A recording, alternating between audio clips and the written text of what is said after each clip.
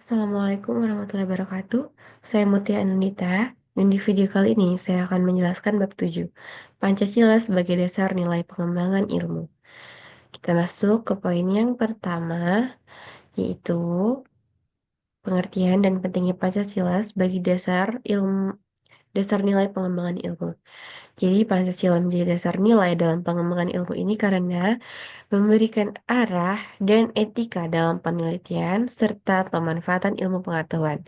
Dan ilmu yang dikembangkan di Indonesia itu harus berlandaskan dengan nilai-nilai Pancasila agar tidak bertentangan dengan kepentingan nasional, budaya, dan moral masyarakat.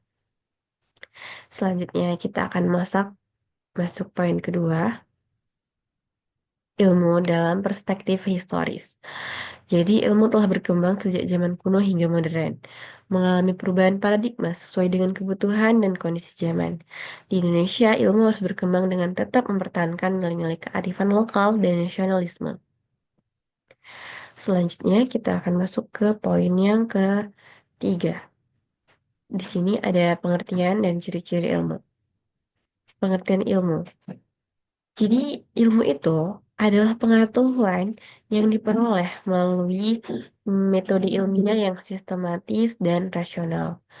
Di sini juga terdapat ciri-ciri ilmu yang bersifat objektif, sistematis, logis, empiris, serta dapat diuji dan dikembangkan. Kita masuk poin yang D, yaitu pilar-pilar penyangga bagi eksistensi ilmu. Ilmu pengetahuan ini membutuhkan beberapa pilar utama untuk berkembang. Antara lainnya, yaitu filsafat ilmu sebagai landasan konseptual dalam memahami kebenaran. Yang kedua ada metode ilmiah, yaitu sebagai alat untuk menguji kebenaran suatu teori. Dan yang ketiga ada etika ilmiah sebagai pedoman moral dalam pengembangan dan penerapan ilmu. Kita masuk slide selanjutnya. Eh, problematika atau problema etika di sini dalam Pancasila ini problema etika ilmu itu dalam pengembangan ilmu muncul dilema etika, misalnya ilmu bebas nilai. Ilmu berkembang tanpa mempertimbangkan aspek moral dan sosial, kemudian ilmu tidak bebas nilai itu ilmu harus mempertimbangkan dampaknya terhadap manusia dan lingkungan. Masuk poin F, Pancasila sebagai dasar nilai dalam strategi pengembangan ilmu dan teknologi.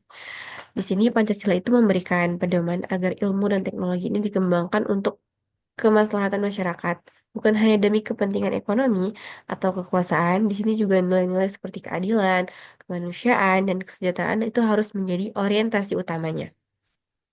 Masuk slide berikutnya, visi ilmu di Indonesia.